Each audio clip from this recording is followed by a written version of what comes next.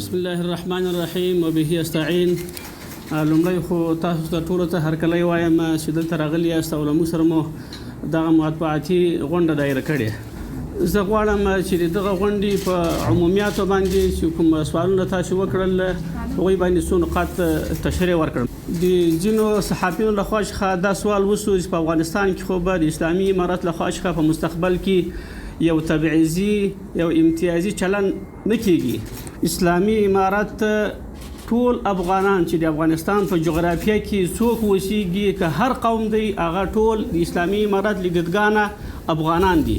موږ له ټولو افغانانو سره که هر څوک دي د اسلامي اصولو په رڼا کې مخ ته ځو او له هغوی سره تعامل کوو. دویمه خبر دا ده چې اسلامي امارت یوازینی نظام و چې په افغانستان کې مذهبي جنگ ته خاتمه ورکړه. تر اسلامي امارت نه مخکې هم په افغانستان کې مذهبي جنگ و.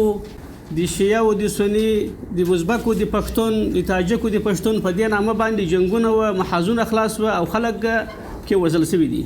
بله خبره په د سوالو کې دا هم ذکر شوه چې په مطبوعاتو کې یا له نړیوالو رسنیو څخه دا پخشیږي په افغانستان کې د عملیاتو کچه لوړه شوې. دا حقیقت نه لري، دا د دښمن تبلیغات دي. موږ په افغانستان کې 4 ولایتونه لرو، اوس په یوازې 2-3 ولایتو کې یو اندازه جنګ شته او په دغه 2-3 ولایتو کې چې جنګ دی دا هم تقریبا ډېره حساسه نتیجه د عکس العمل ده، ځکه ځینې داخلي جهاتونه او ځینې بهرني جهاتونه غواړي چې د تړون مخالفت وکړي او د موږ په ساحو باندې موږ په ساحاتو سره داخل شي، عملیات زیات کړي چې ترڅو دا وښیي چې په افغانستان کې جنگ دی او خارجان ونه وځي. یا ځینې جهاتونه ځان ته بهانه پیدا کړي چې نو جنگ باقي شته چې ونه وځي. په حقیقت کې دا رایي چې موږ اصلا هلته دفاع کوو. بله خبردار چې پر سوالونو کې دا ذکر شو چې د ناټو سازمان یا د ناټو غړي هیوادونه دا وایي په افغانستان کې که امریکایان وځي موږ به هم باقي پاتې یو. دا خبره حقیقت اول خو لري نه کې ولري نو دا به بیرته هغه ناکامې 20 کلنۍ تجربې ته رجوع وي چې هغه نتیجه نه ورکوي. او موږ ته په وار وار د ناټو د سازمان غړو هیوادونو استازو حتی په شمول د ناټو د ملکی مسؤل ښاغلي سټیفانو دا اطمینان راکړی او دا خبره موږ ته کړې چې موږ به یو ځای راغلي یو او یو ځای بیرته وځو. د اوربند په رابطه خبره وسوه، موږ د اورکم په رابطه یا د اوربند موږ اوربند نه بلکې ورختم غواړو، ځکه چې موږ لکه خیرخوا صاحب چې وویل چې موږ مبارزه د اشغالګرو په مقابل کې د 2 هدفونو دپاره واسي، یو د اشغال خاتمه، بل د اسلامي نظام قیابېدل.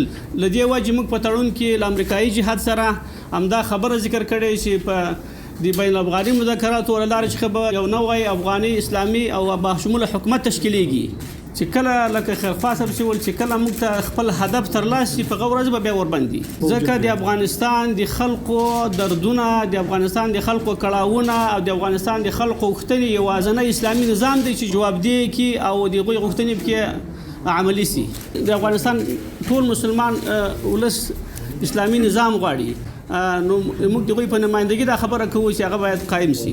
یوه اخري خبره کوم هغه دا ده چې موږ له دې مطبوعاتي کنفرانس دا پیام یا دا رساله د ایران ملت ته دا رسوو کنه چې موږ داسې خلک یو چې په ابهام او تمهید باور لرو، د تعامل خلق یو او د موږ او د ګاونډیانو په عموم کې یو له بله لابودي ده.